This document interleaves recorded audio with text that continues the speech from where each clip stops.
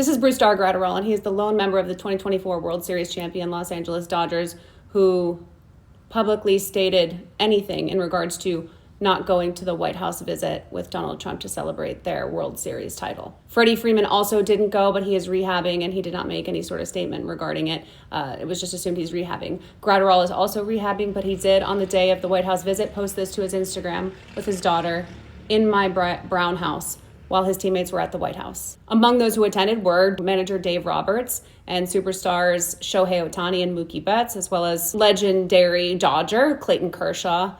They were all very vocal about their enjoyment of the visit. Dave Roberts talked about being able to see the Declaration of Independence. Mookie Betts spoke about being with his teammates and celebrating what they had done together. And Kershaw was very glowing in regards to his opportunity to go and be in the White House and meet the president and how honored he was. Mookie Betts, who was the AL MVP in 2018, the year the Red Sox won the World Series, was among about half the Red Sox players who did not go to the White House to celebrate their championship win in 2019 during Donald Trump's first term. He also showed up to a Dodgers game in 2020 after the Jacob Blake murder by police officers and stated that he was not going to play in protest. At the time, he said he would fully support his players playing the game, but that he was going to protest was what he felt he had to do. His teammates decided to protest with him. Clayton Kershaw, Dave Roberts, and Kenley Jansen stood beside him in solidarity, talked to the media about their decision. And Mookie Betts said at the time, "Black people have been fighting the same fight for centuries and we haven't gotten anywhere. Having the white players help push it, I think change can be made." For his part, Clayton Kershaw, an outspoken Christian from Texas, said that as a teammate of Mookie's, as a white player on the team, how can we show support? What's something tangible we can do to help our Black brothers on this team? Once Mookie said he wasn't going to play, that started our conversation as a team. We felt that was the best decision. This was all included in an article talking about how Jackie Bradley Jr., as the lone Black American player on the Red Sox, was tasked with talking about the Jacob Blake murder and its effect on him as a player and his thoughts on the protests that both the Dodgers and the Giants had decided to engage in, and commenting on the fact that he was the only player there to speak on behalf of Black Americans. I say all this to remind people that the burden of protest, of social justice and protest and speaking out, has always fallen on Black Americans, obviously across society and especially in sports. Sports tend to be conservative for many, many reasons, and it is so clear 5 years later that things have shifted so dramatically, and that does not fall on Mookie Betts or Dave Roberts or any other Black player, especially Black American player in the MLB.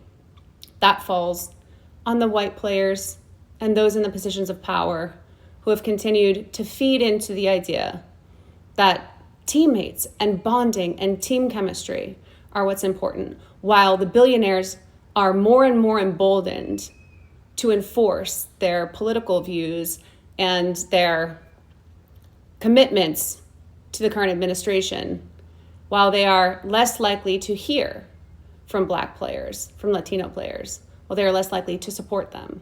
That shift is very clear socially. And so I am not going to speak for Mookie Betts or Dave Roberts on why they were there or why none of these teammates stood up in support of a teammate, a Venezuelan immigrant, who, if he were not on the Dodgers, would very likely be at risk, him and his family, of being kidnapped off the street by ICE. I can't say anything on their behalf. What I can say is they are not the ones who in this moment should be stepping up. They have stepped up. Black people and Black athletes have continued to step up as this country has continued to shift further and further right. And Clayton Kershaw was perfectly capable of standing on business and standing up to defend Mookie Betts in 2020.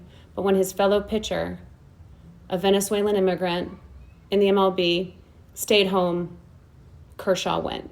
It is so clear that there is never social change, there are never social statements, there are never real protests in these spaces, particularly in sports, unless they are led by Black people, by Black Americans. And in this moment where they are not receiving the support from their white counterparts, from their white colleagues and teammates, it would be incredibly disingenuous to place blame on people like Mookie Betts for participating, right? Because I've watched these athletes continue to get muzzled and told to be quiet and told to shut up unless there is a social swing so dramatic that even billionaire owners and billionaire leagues have to fall in line, right? These little pockets of time where social justice is somehow able to break through the conservatism in sports. What Clayton Kershaw said in 2020, he is not standing on in 2025. And that sets the standard for the rest of the team. And he's not the only white player on the Dodgers, but he is the most prominent and the most powerful within the organization. And he is somebody who made that statement in 2020, right? All of the protesting that was happening and all of these teams and these players who weren't going to the White House in the first administration have sort of given up. And that is because they do not have the weight of the movements from Colin Kaepernick and Black Lives Matter to carry them through. And that's a fucking problem. It is a massive problem that the only way that these movements begin, the only way that people take a stand is if Black players are putting themselves on the line. If Black players are the ones to stand on principle and on business. They are the only ones who continue to put themselves out there in these spaces. And anytime they get exhausted of that fight, anytime they need to take a step back, anytime they need to protect themselves and their peace, nothing gets done.